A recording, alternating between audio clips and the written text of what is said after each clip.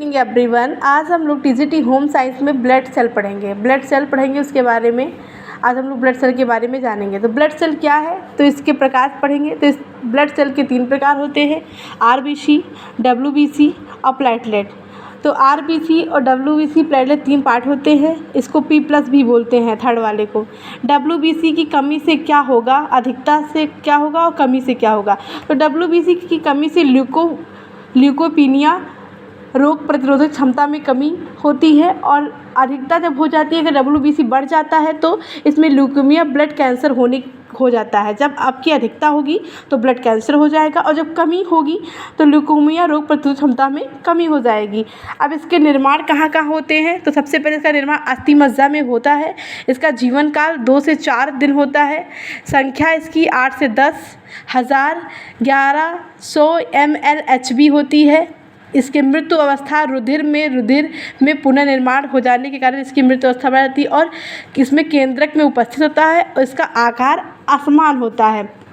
WBC के अन्य नाम भी हैं, इसमें आप लोग जाने 6 नाम। कभी कभी डब्ल्यूबीसी ना देके इसके अन्य नाम को ही रख के पूछ लेता है कि ये क्या होता है। तो सबसे पहले इसका अन्य नाम ल्यूकोसाइट्स होता है, अवर्डी कोशिका होता है, भक्षणकारी कोशिका होता है, सिपाही कोशिका होता है और अंगरक्षक कोशिका होता है। अब डब्ल्यूबीसी टाइप्स ऑफ डब्ल्यूबीसी पढ़ेंगे कि डब्ल्यूबीसी के टाइप्स कितने हैं। तो डब्ल्यूबीसी के टाइप्स देखिए, तो एक टाइप से कड़ाकार डब्ल्यूबीसी, एक आयताकार डब्ल्यूबीसी। तो जो कड़ाकार डब्ल्यूबीसी होता है ये न्यूक्लियस केंद्रक होता है, इसको डब्ल्यूबीसी सेल कण कहते हैं।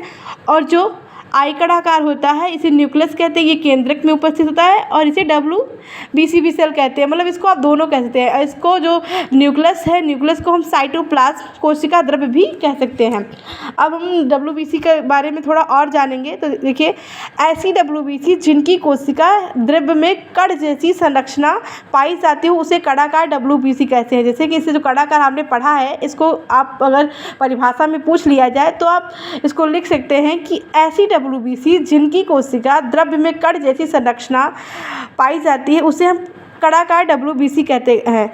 और फिर दूसरा देखिए, ऐसी डब्ल्यूबीसी जिनकी कोशिका द्रव्य में कण ना पाई जाती हो उसे हम अकड़ाकार कोशिका कहते हैं। मतलब आपने देखा ना कि जो कड़ाकार होता है उसमें द्रव्य पाए जाते हैं, और जो अकड़ाकार होता है उसमें द्रव्य नहीं पाए जाते। अब डब्ल्यूबीसी श्वेत रुधिर कोशिका कहते हैं इसको, डब्ल्यूबीसी को। अब हम पढ़ेंगे कड़ाकार और अकड़ाकार होता क्या है। तो जो कड़ाकार होता है उसको हम कहते हैं बैसोफिल्स सबसे कम मात्रा में, और न्यूट्रोफिल्स ये सर्वाधिक होती है, ये कुल डब्ल्यूबीसी का 60 से 65% होता है। और यूसनोफिल्स ये कुल डब्ल्यूबीसी का 2 से 3% होती है। अब हम पढ़ेंगे अकर्णाकार जो होता है वो मोनोसाइट होता है, सबसे बड़ी होती है, ये कुल डब्ल्यूबीसी का 6 से 8 होता है। और इसको लिम्फोसाइट में भी होता है, ये सबसे छोटी डब्ल्यूबीसी, ये कुल डब्ल्यूबीसी 20 से 25% होती है। अब हम लोग पढ़ेंगे डब्ल्यूबीसी के कार्य क्या होते हैं। जो डब्ल्यूबीसी के कार्य होते हैं वो जीवाणु का पाचन करते हैं, भक्षण करते हैं। वह कौन सी कोशिका है जो जीवाणुओं में से होने वाली बीमारी से बचाती है, तो उसे हम कहेंगे NM कहेंगे। अब हम पढ़ेंगे ये 2 प्रकार के रसायन निर्माण होते हैं, रसायन हिपैरिन और हिस्टामिन। जो हिपैरिन होता है वो रक्त का थक्का न जमने देने वाला रसायन होता है, और जो हिस्टामिन होता है एलर्जी से बचाता है। अब हम पढ़ेंगे एक्सोफाइलस होता है जब बैसोलिस का निर्माण कम हो जाता है या अधिक संख्या में बैसोफिल्स नष्ट हो जाती है तो इसे ईओसिनोफिल्स एवं एलर्जी से बचाती है। ये शरीर में प्रतिरक्षी का निर्माण करती है, ये प्रतिरक्षा प्रणाली को मजबूत करती है, और ये हमारे शरीर में मेमोरी सेल्स का निर्माण करती है। अब हम लोग पढ़ेंगे लिम्फोसाइट के 2 टाइप्स होते हैं, एक बी सेल एक टी सेल। तो लिम्फोसाइट में जो बी सेल होता है ये अस्थि मज्जा में निर्मित और परिपक्व होती है, और जो टी सेल होता है ये निर्मित अस्थि मज्जा में होती है और परिपक्व होती है। डब्ल्यूबीसी के कार्य जो हैं ये ऑक्सीजन व CO2 के परिवहन में सहायता करते हैं। HB हीमोग्लोबिन परमाणु ऑक्सीजन 4 परमाणु का परिवहन करते हैं। 1 HB O2 मतलब चारों ऑक्सीजन में 1 HB विभाजित होता है। अब इसमें अगर आपसे क्वेश्चन पूछ लिया जाए तो ऐसे भी क्वेश्चन बनते हैं, बंद कमरे में अंगीठी जला के नहीं सोना चाहिए।